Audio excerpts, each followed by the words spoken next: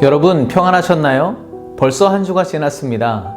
3월 6일 토요일 한절 한 끼, 오늘 본문은 마태복음 21장 1절부터 11절까지입니다. 이제 예수님과 제자들은 예루살렘으로 향합니다. 그러나 예수님은 곧바로 예루살렘으로 들어가시지 않고 감람산 벳바게라는 곳에 들르십니다.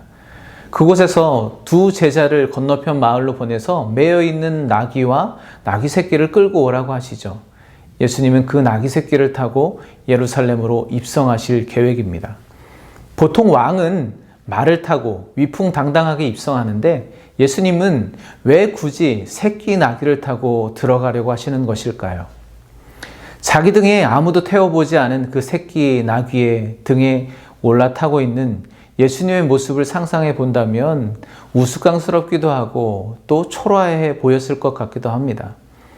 물론 예수님이 그때 당시 다른 지도자들처럼 권위적인 성품은 아니셨지만 그래도 천국 복음을 전하시고 많은 이적을 행하시고 권세자들과 논쟁하셨던 예수님의 이미지에 비추어 본다면 그 모습은 한없이 초라해 보이지 않았을까 싶기도 합니다. 그러나 4개의 복음서에서는 모두 동일하게 분명하게 밝히고 있죠. 이 모든 것은 주님께서 구약에 기록된 선지자의 예언을 성취하려는 것임을. 드디어 예수님이 나귀 새끼를 타고 예루살렘으로 입성하십니다. 본래는 평화의 도성이라 불리던 예루살렘, 이제야 겸손의 왕이신, 평화의 왕이신 예수님께서 그곳으로 들어가시는 겁니다. 제자들은 나귀 새끼 위에 자기 겉옷을 펴서 얹었고 많은 무리들은 겉옷과 나뭇가지를 꺾어서 길 위에 폈습니다. 그 당시 겉옷은 서민들에게 전 재산과 같았죠. 평생 겉옷 한 벌만 입고 살기 때문에 조금 과장해서 겉옷만 봐도 누구의 것인지를 알 수 있을 정도였다고 합니다.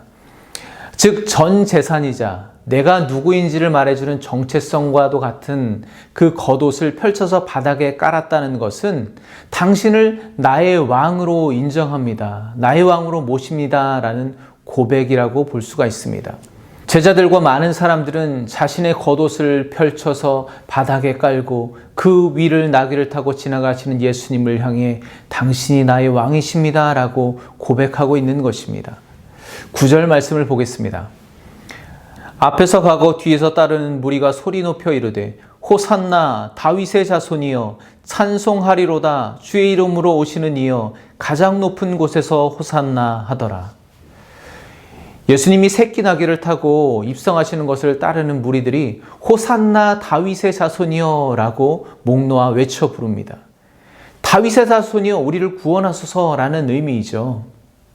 예수님은 공생의 사역을 주로 변방 지역인 갈릴리에서 행하셨습니다. 그런데 여기 예루살렘에 있는 사람들이 어떻게 그분이 다윗의 자손 메시아인 것을 알고 있을까요? 아마도 그들 중 대부분은 예수님을 제대로 알지는 못했을 것 같습니다.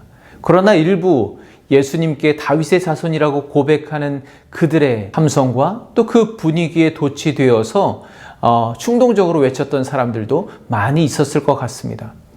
그러나 바로 직전이었죠. 여리고로 향하는 길에서 만났던 두 맹인은 분명히 예수님이 다윗의 자손인 것을 알고 주님께 간구했었습니다.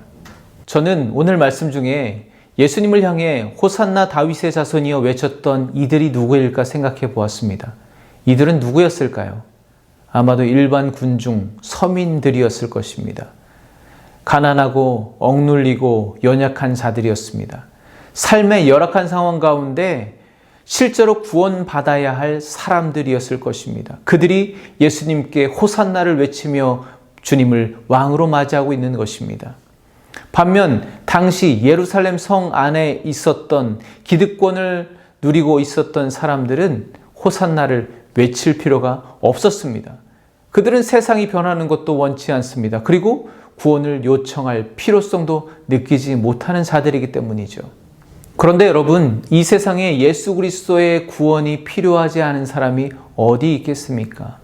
한편 저는 그때 예수님의 마음이 어떠셨을까 궁금했습니다. 당신을 세상의 왕, 정치적인 왕으로 착각하고 호산나 간절히 외쳐 부르는 백성들을 바라보셨을 때, 반면에 예루살렘 성 안에서 팔짱을 끼고 아무런 미동도 반응도 하지 않은 채 저자가 누구인가 그렇게 손가락질하고 있는 기득권 세력들을 바라보셨던, 번갈아 바라보셨던 예수님의 마음은 어떠셨을까?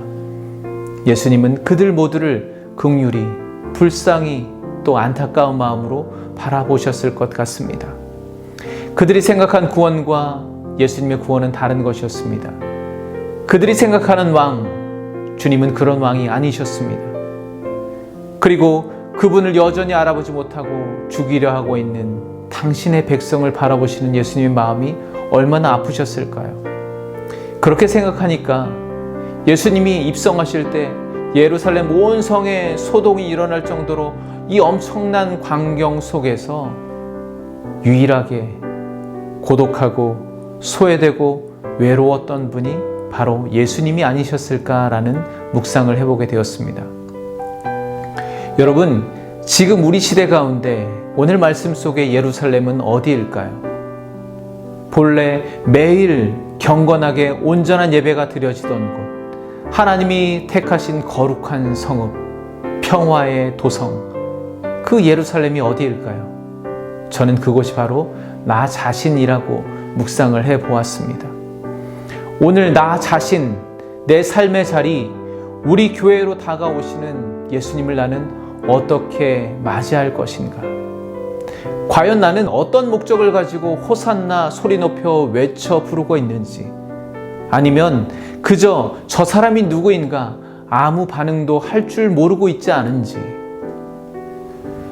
오늘 여러분을 향해 다가오시는 예수님을 여러분은 어떻게 맞이하시겠습니까?